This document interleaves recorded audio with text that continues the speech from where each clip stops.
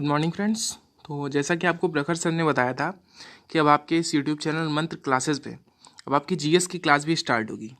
सो मैं उत्कर्ष मिश्रा आज से आप लोगों को जीएस पढ़ाऊंगा। एंड मैं आपको एक चीज़ और बता दूं कि जो हमारा आज का वीडियो है वो पूरा वीडियो केवल इस चीज़ पर बेस्ड है कि जिस भी हम कम्पिटिटिव एग्ज़ाम की तैयारी कर रहे हैं, हम जिस भी कंपटीशन की तैयारी कर रहे हैं, उसमें हमें सिलेबस क्या क्या पढ़ना है, किस हिसाब से पढ़ना है, हमारी क्या स्ट्रेटेजी होनी चाहिए कि हम जल्दी से जल्दी अपना एग्ज़ाम निकाल सकें। तो आइए दोस्तों देखते हैं। जी हाँ दोस्तों, तो अगर बात करें अपने सिलेबस की तो अपने सिलेबस में आपको ये 8 पार्ट्स दिखाई दे रहे होंगे। तो आइए बात कर लेते हैं इन पार्ट्स पे। सबसे पहले आपको देखने को मिलेगा हिस्ट्री, उसके बाद पॉलिटी, उसके बाद economics, geography, physics, chemistry, bio and miscellaneous. यहाँ पे एक पार्ट और भी आपको देखने को मिलेगा, वो होता है करंट अफेयर्स का। एग्ज़ाम के नज़रिए से दोस्तों ये भी काफ़ी इंपॉर्टेंट होता है। अब अगर हम बात कर ले अपने वेटेज की तो देख लेते हैं, आइए हमें वेटेज किस पार्ट से कितना देखने को मिलेगा। अगर हम बात करें हिस्ट्री की, हिस्ट्री एंड जियोग्राफी की, यहाँ से आपको 3 से 4 क्वेश्चन देखने को मिलेंगे। बात करें पॉलिटी एंड इकोनॉमिक्स की, इन दोनों से आपको 2 से 3 क्वेश्चन देखने को मिलेंगे। और जो सबसे इम्पॉर्टेंट माना जाता है एग्जाम के नज़रिए से वो होता है साइंस, क्योंकि दोस्तों यहाँ पे आपको 6 से 7 क्वेश्चन साइंस से देखने को मिल सकते हैं। आप कोई भी एग्ज़ाम दे लीजिए, अब जैसे कुछ दिनों बाद आपका लेखपाल और सीएचएसएल के एग्ज़ाम होने वाले हैं। लेखपाल की तो वैकेंसी आने वाली है, जिसका आपके इस यूट्यूब चैनल पे अभी कोर्स भी स्टार्ट होगा न्यू। और उसके साथ जो सीएचएसएल जिन लोग का रह गया था तो उनका भी एग्ज़ाम अभी होना है, डेट आ गई है कुछ। तो अगर हम बात कर लें अपने बाकी 2 पार्ट्स की, मिसलेनियस एंड बचा क्या, करंट अफेयर्स, तो इन दोनों से मिलाकर भी दोस्तों आपको 5 to 6 क्वेश्चन आपको देखने को मिल सकते हैं। अब आपको जैसा कि समझ ही गए होंगे कि किस पार्ट पे हमें ज़्यादा फोकस करना है, किस पार्ट पे आपको कम फोकस करना है। इसके बाद दोस्तों चलिए बात कर लेते हैं कि हमें कौन कौन से टॉपिक क्या क्या कवर करना है। जी हाँ दोस्तों, अगर हम बात करें इतिहास की तो इतिहास में हमें 3 पार्ट्स देखने को मिलते हैं। कौन कौन से? पहला एंशियंट इंडिया, दूसरा medieval India and third modern India, जिसे हम प्राचीन भारत, मध्यकालीन भारत और आधुनिक भारत बोलते हैं। तो आइए बात कर लेते हैं इन तीनों में हमें पढ़ना क्या क्या है। तो मैं इसको स्टार्ट करने से पहले आपको एक चीज़ और बता दूं, अगर एग्जाम के नज़रिए से देखें तो आपके जो सबसे ज़्यादा क्वेश्चंस होते हैं वो मध्यकालीन भारत से आते हैं, उसके बाद आधुनिक भारत, और कभी कभार इक्का दुक्का क्वेश्चन जो होता है वो प्राचीन भारत से आ जाता है। तो आप किसी भी एग्जाम को देखेंगे, कोई भी आप पुराना सैंपल पेपर या कोई पुराना एग्जाम एसएससी का कोई भी पेपर उठा के देखेंगे तो उसमें से आपको मध्यकालीन भारत से 2 क्वेश्चन अप्रॉक्स मिलते ही हैं, मिलते हैं। एक क्वेश्चन आपको आधुनिक भारत से मिलेगा और कभी कभार एक आधा क्वेश्चन प्राचीन भारत से आ जाता है। तो सिलेबस तो हमें पूरा कवर करना पड़ेगा, बट तो हम बात कर लेते हैं कि सिलेबस क्या क्या हमें कवर करना है। तो दोस्तों अगर हम बात करें प्राचीन भारतीय इतिहास की तो इसमें हमें पढ़ना होता है जहाँ से मानव सभ्यता की शुरुआत हुई, मानव धरती पर आया, वहाँ से लेकर आपको पढ़ना होता है राजपूत काल तक। क्योंकि ये जो भारत का तुर्क आक्रमण है ये दिया तो हुआ है अपने प्राचीन भारतीय इतिहास में, लेकिन जो ये टॉपिक है ये होता है मध्यकालीन भारत का, यानी मेडिवल इंडिया में ये हम पढ़ते हैं। तो जो एशियंट इंडिया है यानी प्राचीन भारतीय इतिहास, इसमें हम केवल राजपूत काल तक पढ़ेंगे। चलिए देख लेते हैं हमें टॉपिक क्या क्या कवर करने हैं। तो बात करें अगर हम प्राचीन भारतीय इतिहास की क्या क्या टॉपिक कवर करने हैं तो इसमें हम शुरुआत करते हैं सबसे पहले प्रागैतिहासिक काल से। एक ऐसा काल जिसके बारे में कोई लिखित विवरण ना मिलता हो उसे हम प्रागैतिहासिक काल करते हैं, वहाँ से जो है हमारा प्राचीन भारत की शुरुआत होती है। उसके बाद हमें पढ़ना होता है सिंधु घाटी सभ्यता, इसमें आप हड़प्पा सिविलाइजेशन भी पढ़ेंगे। इसके बाद आप वैदिक सभ्यता पढ़ेंगे। इसके बाद संगम काल शुरू होता है। उसके बाद प्राचीन भारतीय धर्म, जितने भी धर्म हुए उन सब धर्मों के बारे में पढ़ना है। और महाजनपद, ये जो 16 महाजनपद बनाए गए थे इनके बारे में भी पढ़ना है। उसके बाद मौर्य काल आता है, मौर्योत्तर काल, गुप्त काल, गुप्तोत्तर काल और राजपूत काल। ये इतने टॉपिक्स जो हैं हमें कवर करने हैं प्राचीन भारत में। आप इनका एक बार स्क्रीनशॉट ले लीजिए। तो अगर हम बात करें मध्यकालीन भारत के इतिहास की तो इसमें आपको मेनली 5 पॉइंट्स देखने को मिलते हैं जो कि आपकी मोबाइल स्क्रीन पे शो हो रहे होंगे। कौन कौन से पॉइंट, आइए डिस्कस करते हैं। सबसे पहले आपको देखने को मिलेगा दिल्ली सल्तनत। यहाँ पे आपको 1206 से जो गुलाम वंश की स्थापना हुई थी वहाँ से आपको देखने को मिलता है। इसे दिल्ली सल्तनत भी इसीलिए कहा गया क्योंकि यहाँ से एक केंद्रीय सत्ता स्थापित हुई। तो इसके बाद हमें प्रांतीय राजवंश देखना है, जो छोटे छोटे प्रांतों में राजवंश हुए। इसके बाद हमें धार्मिक आंदोलन के बारे में पढ़ना है, जो कि जैसे सूफी आंदोलन हुआ, भक्ति आंदोलन हुआ। इसके बाद जो सबसे इंपॉर्टेंट टॉपिक होता है वो होता है मुगल साम्राज्य। ये एग्जाम के नज़रिए से काफ़ी इंपॉर्टेंट है, क्योंकि इसमें आप अकबर से जैसे सबसे ज़्यादा क्वेश्चन आने के चांसेस होते हैं। इसके बाद आप मराठा साम्राज्य पढ़ेंगे, ये भी एग्जाम के नज़रिए से काफ़ी इंपॉर्टेंट है। इसमें एक टॉपिक छूट रहा है, वो होता है दरअसल दिल्ली सल्तनत की जो स्टार्टिंग होती है वो 1206 से होती है, लेकिन 1206 से पहले जो अपना मध्यकालीन भारत है ये शुरू हो जाता है आपका कहाँ से, 750 ईस्वी से।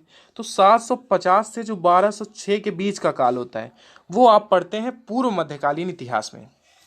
तो इससे हम ये भी बोल सकते हैं जो अपना मध्यकालीन भारत का इतिहास है ये दो पार्ट्स में डिवाइड है। सबसे पहला पूर्व मध्यकालीन जो कि है 750 से 1206 तक, और दूसरा जो है 1206 से 1707 तक। इसके बारे में हम आगे पढ़ेंगे। तो अभी मैंने आपको थोड़ा सा ओवरव्यू बता दिया है। अब आइए देख लेते हैं हमें आधुनिक भारत में क्या क्या पढ़ना है। बात करें अगर आधुनिक भारत के इतिहास की, तो यहाँ पे हम वो सब पढ़ते हैं जो कि ब्रिटिशर्स के आने के बाद हुआ। टॉपिक हमें इसमें क्या क्या कवर करने हैं आइए देखते हैं।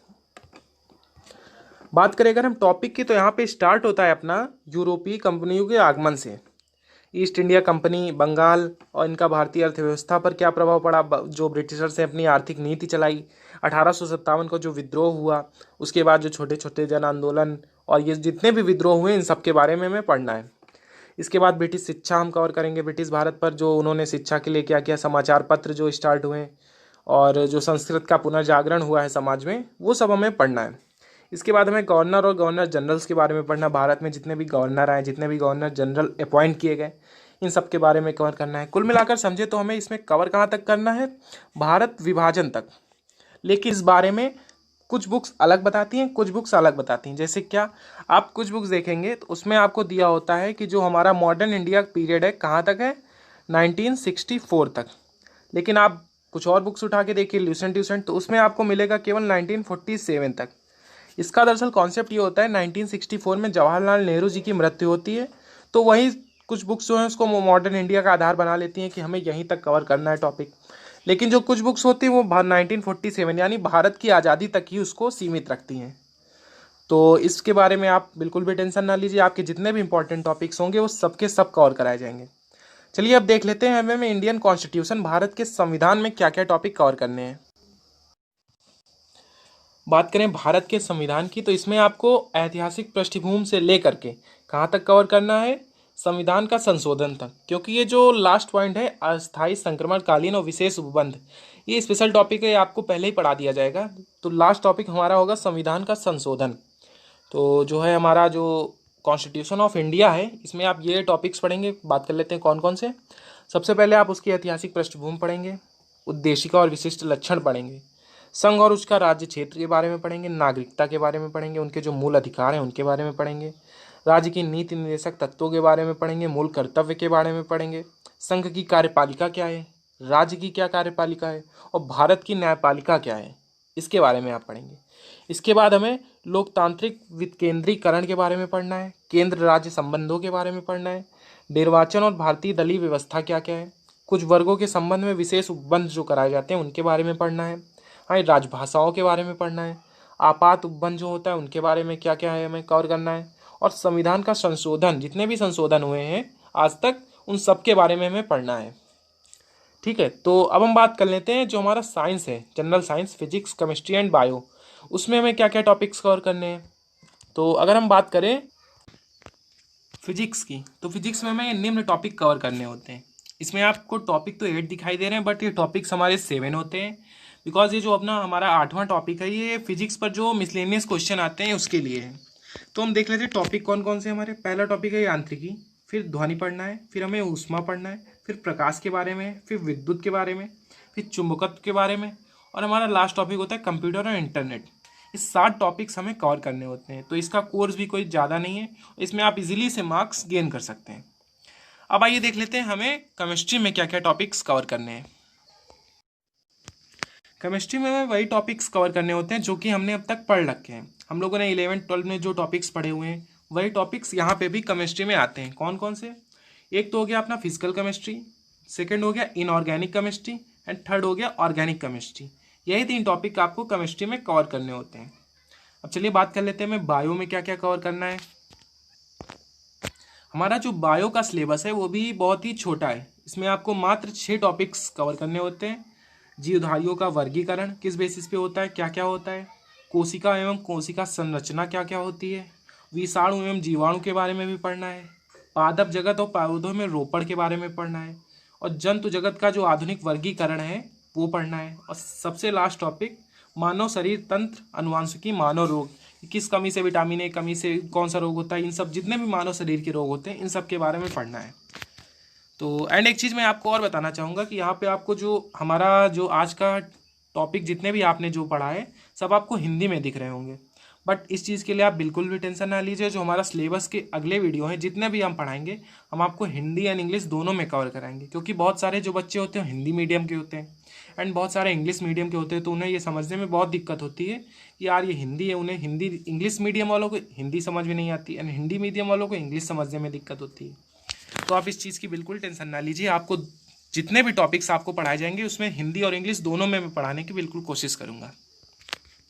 अब चलिए बात कर लेते हैं भारतीय अर्थव्यवस्था की। इकोनॉमिक्स में आपको क्या क्या पढ़ना है इंडियन इकोनॉमी में, आपको इनमें कौन कौन से टॉपिक कवर करने हैं। सबसे पहला टॉपिक है आपका भारतीय अर्थव्यवस्था की विशेषता क्या क्या है, हमारी राष्ट्रीय आय के बारे में, गरीबी और बेरोजगारी जो कि सबसे ज़्यादा आजकल चल रही है, आर्थिक नियोजन के बारे में पढ़ना है, कृषि के बारे में, उद्योग, शेयर बाजार, मुद्रा एवं बैंकिंग के बारे में, राजस्व, वैदेशिक नीति और अंतर्राष्ट्रीय आर्थिक संगठन के बारे में हमें पढ़ना है इंडियन इकोनॉमी में। तो बात करें अगर इकोनॉमी की तो इसमें मात्र 1 से 2 क्वेश्चन आते हैं, तो इसमें आपको केवल इंपॉर्टेंट टॉपिक ही हैं जो वही कवर कराए जाएंगे, कोई फालतू के टॉपिक्स आपको इसमें कवर नहीं कराए जाएंगे। एंड अब हम बात कर लेते हैं जियोग्राफी की, जो कि बहुत इंपॉर्टेंट है और बहुत ईजी भी मान सकते हैं आप इसे। जियोग्राफी अपनी 2 पार्ट्स में डिवाइड है। कौन कौन से, एक होता है फिजिकल जियोग्राफी यानी भौतिक भूगोल, दूसरा है वर्ल्ड एवं इंडियन जियोग्राफी मतलब विश्व और भारत का भूगोल क्या क्या है। इसमें आपको क्या क्या पढ़ना है, भौतिक भूगोल मतलब फिजिकल जियोग्राफी, इसमें आपको पढ़ना है जो अपनी जो अर्थ है उसकी फिजिकल जियोग्राफी क्या है, ब्रह्मांड, आकाशगंगा, सौरमंडल के बारे में, स्थल मंडल लैंड्स के बारे में, वायुमंडल यानी एटमॉस्फेयर अपना जो है उसके बारे में पढ़ना है, और जल मंडल यानी वाटर का जो लेवल है वाटर के बारे में पढ़ना है, कहाँ कहाँ कैसा क्या है, ये आपका हो जाएगा जाके फिजिकल जियोग्राफी में। सेकंड आपको पढ़ना है विश्व एवं भारत का भूगोल। इसमें आपको जो भारत के प्राकृतिक प्रदेश हैं, पहाड़, नदी, मिट्टी, इन सब के बारे में पढ़ना है, सिंचाई एवं कृषि के बारे में पढ़ना है, जो खनिज संसाधन और उद्योग हैं उसके बारे में पढ़ना है। इसके बाद आपको भारत की परिवहन व्यवस्था कवर करनी है, भारत की जनसंख्या एवं नगरीकरण, जनजातियों के बारे में पढ़ना है, और इसमें लास्ट में जो टॉपिक बचता है वो होता है हमारा विश्व का क्षेत्रीय भूगोल। ये भी थोड़ा इम्पॉर्टेंट है, ज़्यादा इम्पॉर्टेंट तो नहीं इसमें, इसीलिए इस टॉपिक के अंदर ये ब्रॉड टॉपिक है बहुत, बट इसे हम छोटे में ही कवर करेंगे। तो आपके 10 टॉपिक होते हैं जो कवर करने हैं। तो इसके बाद आपके 2 टॉपिक्स बचते हैं, कौन कौन से, एक तो होता है आपका मिसलेनियस एंड सेकंड होता है आपका करंट अफेयर्स। मिसलेनियस और सेकंड हो गया जाके आपका करंट अफेयर्स। ये 2 टॉपिक्स आपके कवर कराए जाएंगे। मिसलेनियस में आपको पढ़ाया जाता है कि भारत में प्रथम क्या है, विश्व में प्रथम क्या है, जितने भी चीज़ें जो विविध, जिसे हिंदी में कहते हैं मिसलेनियस को, तो ये सब आपका जो कवर कराया जाएगा मिसलेनियस में। एंड सेकंड हो गया आपका करंट अफेयर, जिसकी आपकी वीक में 1 क्लास नेक्स्ट वीक से लगेगी।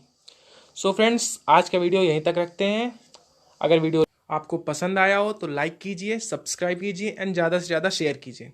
एंड आपका जो सिलेबस है वो नेक्स्ट वीक से कवर कराया जाएगा। सबसे पहले हम लोग मेडिवल इंडिया को कवर करेंगे।